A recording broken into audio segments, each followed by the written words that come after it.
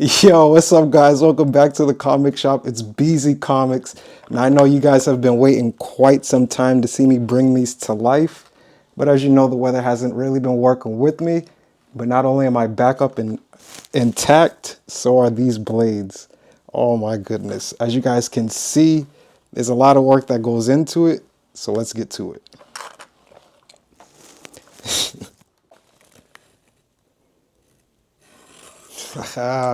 Hey, what's up, guys, and welcome to the comic shop. It's Beezy Comics. It's been a lot that's been going on since I've been down, as you guys can see. Got a couple new updates, not only to the camera, but to the mic as well. So I hope you guys have a lot more clear visual and a lot better audio, or a lot better, well, you guys get what I mean. I've also got a new sponsor in the meantime, which I can't wait to roll out to you guys. If you guys are looking to do exactly what I do and may not have a 3D printer of your own, well, definitely stay tuned for what's coming up, guys. Without further ado, let's get into this build. Okay, so this file is actually from Do3D. If you're looking for anything from Marvel to Star Wars to DC, this is my go-to site. They have anything from helmets to Star Wars lightsabers to full-on body armor. So if you're looking for a real cosplay, this is definitely the site that I use. As you can see, just by typing in Wolverine, he has a couple of different files to choose from, but we'll focus on the gauntlets and how I slice these files now. First things first, you guys love printer settings, so the main things that I focus on are going to be the infill, and mainly the infill pattern, which I always go with gyroid, the supports, and the quality, so the shell. So check out this video here at the top right, where I actually used a free app called Scandy Pro to actually take a scan of my hand and arm to actually make sure that this would actually fit.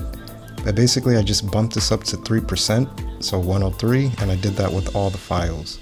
What you'll notice with Do3D is that they do the same thing. They use a basic replica model of somebody's hand or arm and make like a general size of that. So that's why I always know just to bump it up like a couple percentage to then match my size. Aside from that, my main focus is just to lay everything flat as possible to the build surface. So that way there's minimal support needed. But aside from that, let's go ahead and check out this time lapse and see how everything came out.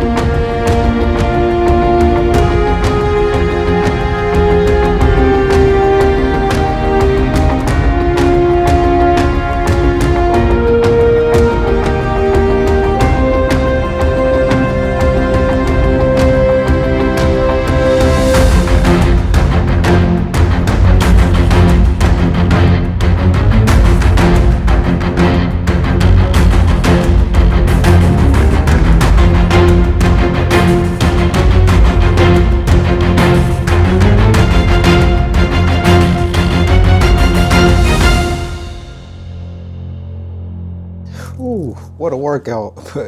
All right, so now we got everything sanded down as far as the claws. So now what I'm gonna go ahead and do is just go ahead and start soldering these down, put some Bondo on them, and just start to get ready for the first coat of primer.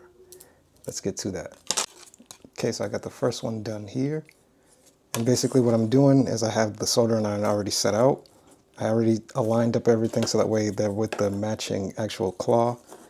And with the soldering iron, all I'm doing is just basically ironing these two together. Not trying to go too deep with the seam and create a bigger line than what I already have. Just making sure everything is right where it needs to be. The first, and this one looks like that one might be off, so just kind of lining everything up from the details.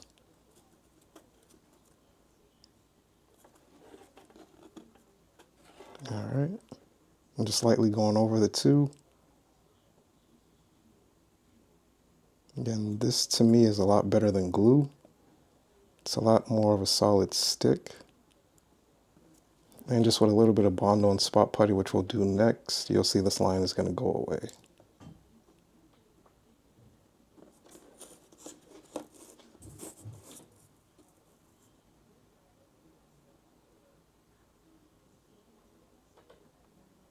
Again, not adding too much pressure,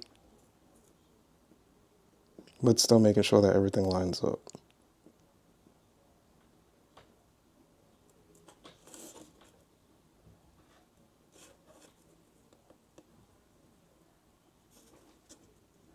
This one's going to take a little bit more.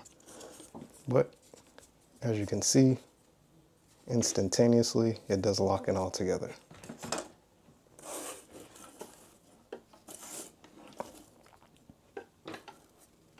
And now I'm going to go ahead and finish the rest of these. Let's get to it.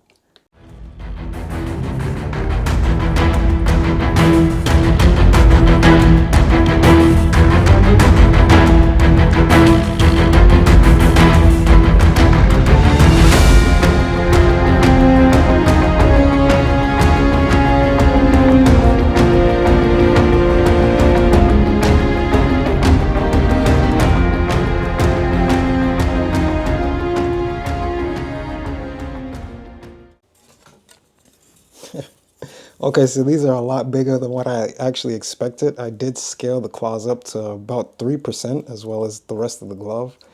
But you can tell, so this is my actual hand or my actual arm, and you can see it's just about arm size there. So these I feel like could be just a cosplay in their own. As you can see, other than with glue, there are still like a little bit of lines that you can see, but again, we're going to get into the Bondo and solving that. This, my friend, this here Bondo spot putty, yes, as you can see, it has a lot of wear and tear because I put a lot of use in with it. So this is what I'm going to use here to actually cover up these ugly looking soldier marks and make everything look good as new. Okay, so go ahead and make fun of me. These gloves are a bit small for my hands, but you do need a little bit of protection when using this Bondo.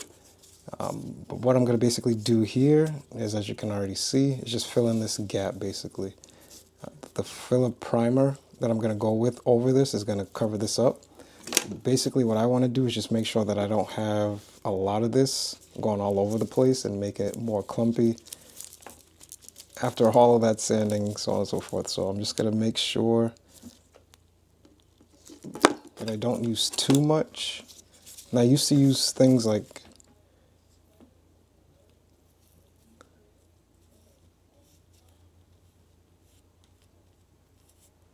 as you can see, it's going on pretty generously there. Like I said, I don't want to add too much, so my method is to just add some on. And then as you see, just kind of like running my finger over everything just to get it as even with the surface as possible. So you can see here, I soldered a little bit deeper. So you can see there are a couple little tears, a little scars. So this isn't like a one and done kind of thing. I mean, I can fit enough in there so that way this is done in one. But sometimes after you do this, sand everything down, and with the primer, you're going to notice that certain things start to reveal a little bit, and it takes a little bit of time in the process. But Like I said, as you keep going, everything is going to fill in, and everything's going to look a lot better than when it started. Now these are nails, so I could kind of use these as like a little bit of damaged effect, and then kind of like add some weathering effects a little bit further down or further up these blades, kind of just make it look like it's been in a fight. Let's see.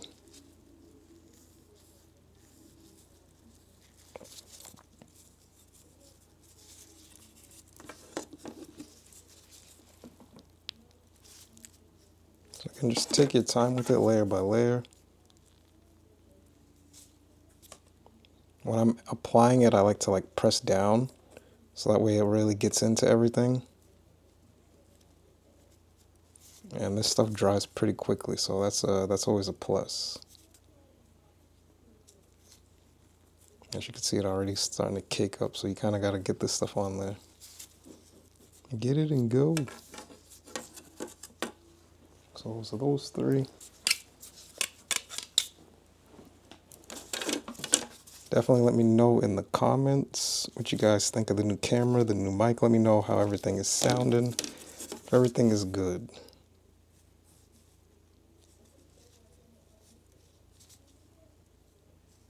Alright, so like I said, just going over this. Kind of want to make I got this camera to make these videos a little bit. I gotta make sure I'm watching where I'm actually doing this stuff. But I kind of wanted to make these a little bit longer style and kind of like show you guys the full process of what I'm doing. That's kind of why I got this style camera and mic, so that way I can do that. But I feel like sometimes I kind of like skip in and out of things and you guys might be missing something, so I feel like if you're actually there with me through the full journey, you get to see all the little hiccups, how I fix and go over everything.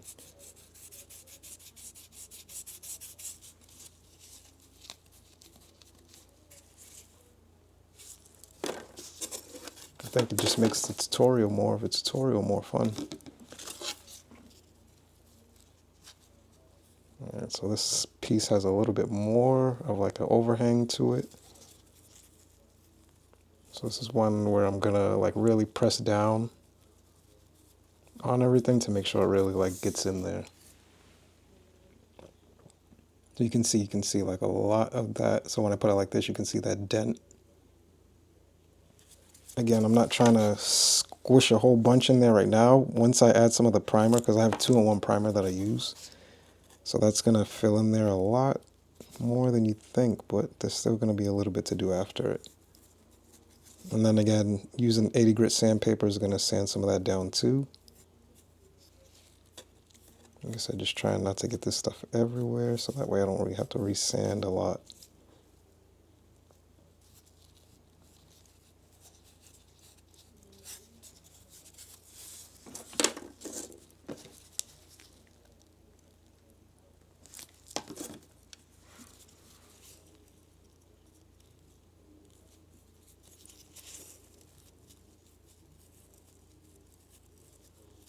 So that one went on pretty easily. So some of these lined up a lot easier. Again, when doing this, you don't want to be like, oh, I can cover it, so it doesn't really matter. You don't want to go too crazy when you're doing certain things, but smaller lines you can definitely fix up. Especially with certain colors where these are going to be metallic at the end. Yeah, little things definitely show. Alright. Bang, bang, bang, bang, bang, bang. That's all 6. Now that we got this all together, now we're going to show you how to get all the fingers together and as one with elasticity. No glue. Let's get to it. So back to the canvas. Let me just clean some of that Bondo off. A little spot brush. Alright, no, I'm just kidding, but that. One of the big questions I know that you guys probably have in this video is how to attach fingers. It's something that's very complicated. It takes a little bit of time, but I'm going to cut that learning curve down for you. Now, when I first started doing that on some of the Iron Man gloves that I had created just a while back, first what I was doing is I was using some elastic strap and I was pairing that with some epoxy. And as you guys know, the reason I solder, the reason I do most things is to avoid using glue. So I actually found this cool new method, which is going to be some industrial strength Velcro. So this is going to save a lot of time. It's actually what's going to be able to create the stick from the bungee to the finger to the glove. Now, right now I'm just using some electrical tape. Bleh. Just using some electrical tape just to hold everything together. But that's not going to give me like the flexibility that I want, and it's not going to really attach this to the glove. So enough talking as always. Let me show you how to put it all together.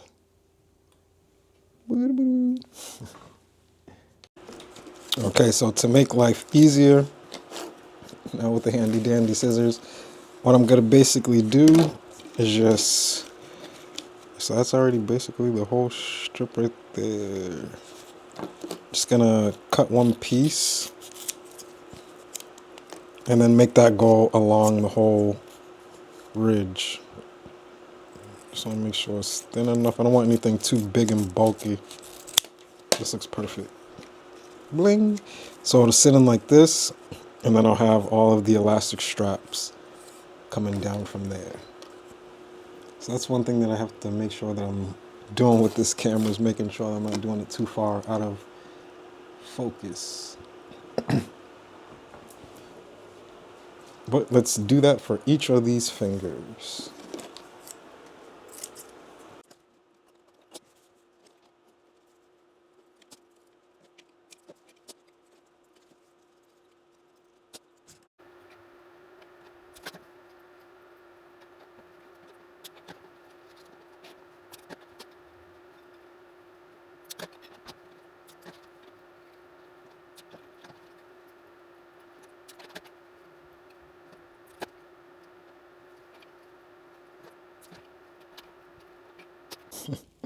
Okay, so I got the first glove done, and I kind of want to do more so like a trial.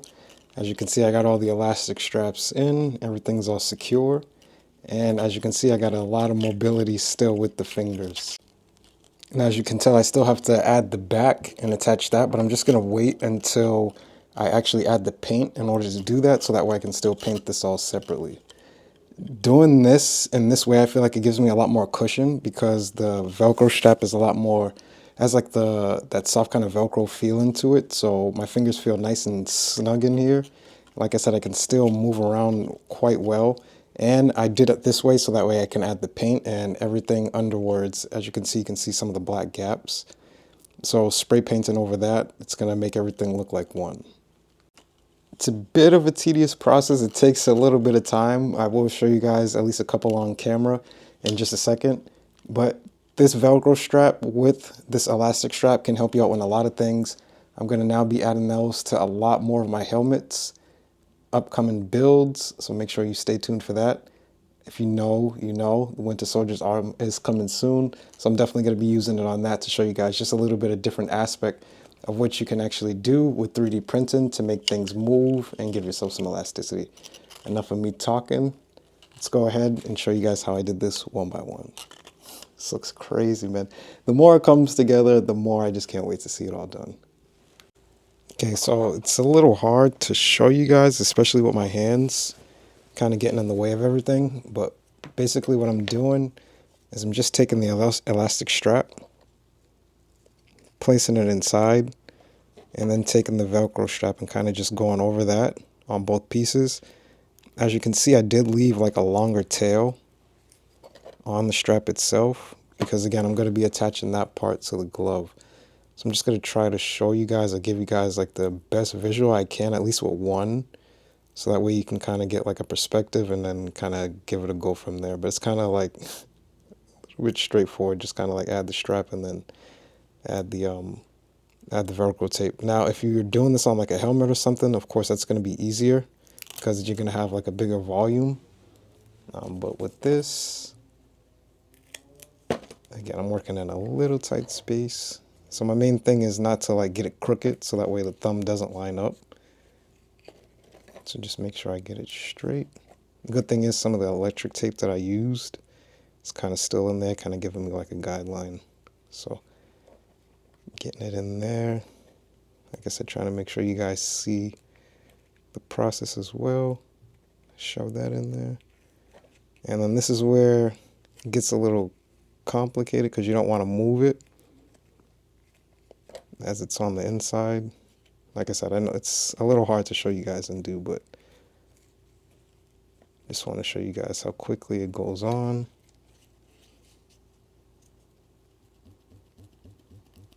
And how quickly you can get that strap in. And that's stretching way more than my finger's actually going to do. So that's the process. Now again, let me put the rest together and then we'll get ready for paint. So as you guys can see, everything is coming together quite well. So the fingers are just about done now. All 10 fingers are all connected. There's a lot of detail that you can see that are on these fingers and that are on the actual hand itself. Even if I was to wet sand those, I would lose a lot of that detail, so that's not what I'm going to do. I'm actually just going to prime those down and then give those the final color. So just got to make sure around the edges everything looks good. As you can see for the claws, I just got a little bit of Bondo that I have to knock down off of those. Add the primer onto that and put that all together. Besides that, as you can see, the front of the wrist is going to have a couple of magnet ports there. So I do have to finish adding those magnet ports, sealing everything together, adding the paint, and then everything's going to be done from there. Yo, these are crazy. This is by far one of my favorite files so far. I'm glad you guys pushed me to try some armor. So without any further ado, let's get to the time lapse and finish these up.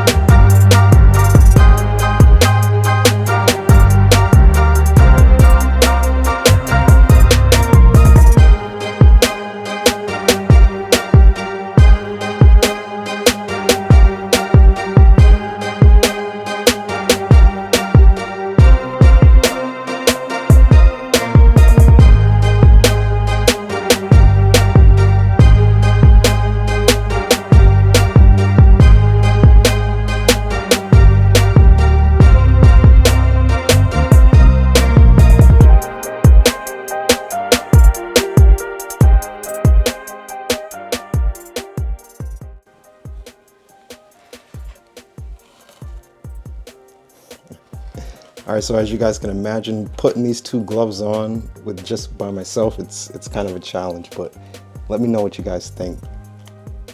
As far as the aesthetics, there's nothing that I can really say as far as like the look of these gloves. I think as far as like the detail, you can see the small little indents that they have on the glove and the fingers, the back of the glove, and the detail on the gauntlet itself. As far as the attention to detail that they put into these gloves, man, I think that DO3D really did their thing. I think it's just really up to the creator as far as like the finished work that you put into this. But as you can tell, it's one piece. This is amazing. As far as functionability, now when I printed this as one, I did print this with supports. So they do have a hinge mechanism that goes with this glove. But when I print it with supports, that's one thing that I wish I didn't do, at least for the glove part. Because in this glove, you can see where the hinge would go. This little small loop or hinge right there, that piece has a lot of infill in it, and as you can imagine, I can't really get in there for some reason. They did make magnet ports, not only on the back of the glove, but on the claw as well. For some reason, mine just aren't really clicking on this one.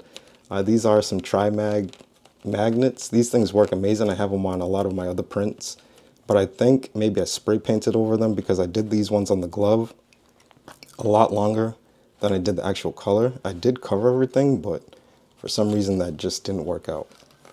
Aside from that, they did add this little like hook piece on the inside of the glove, and when putting the glove on in total, that kind of gets in the way. I think once I get the magnets all settled out, I'll probably cut this piece off, so that way it's a lot easier to slip the glove on and off. But just pairing that with how I attach the fingers, as you can see, kind of gets in the way. As for the main gauntlets themselves, I think this part is like the best because as you can see, they add like a little slot for you to slide your hand in and out. And I'm glad that they did that, so that way it makes it just that simple. Instead of just making this one piece and just making this pretty wide and making you have to like compensate after that, putting some kind of foam or something in there. I think that this gauntlet piece, again, is just up to the creator how you finish it, but this piece, as you can see, is very, very beautiful. As far as the blue, one thing that I've really been trying to get is a good metallic spray paint to recommend and a good like dark blue. This is the duplicate color that I chose, but as you can see in most like Marvel films, when they use blues, not only on this, but on the Taskmaster helmet I made, like there's like some, I don't know if it's CGI or something, but there's just like some kind of aesthetically blue that they put on that it's just like hard to really replicate. But I know you guys would ask for the colors, so that's the actual spray paint that I use for the color. As far as the yellow, it's just like a basic yellow, and then for the black, I just started off everything with like a flat black, just so that the gloss blue wouldn't like be too strong, so I did everything flat and then added color from there. One thing I know you guys seen during the sanding, one of these nails did break, and that did happen a couple of times. That's not due to the file, that's just me. So I would say print these with a pretty good infill, so that way you don't run into that problem. But if you print these off as a one shot, then that'll be pretty good. It's just that I soldered these, didn't put a good enough infill. I wasn't thinking of that, but that's something just to note for you guys. And besides that, guys, definitely hit the like button, hit the subscribe button to stay tuned, because as you know, once something's done, there's always something new that's up and coming.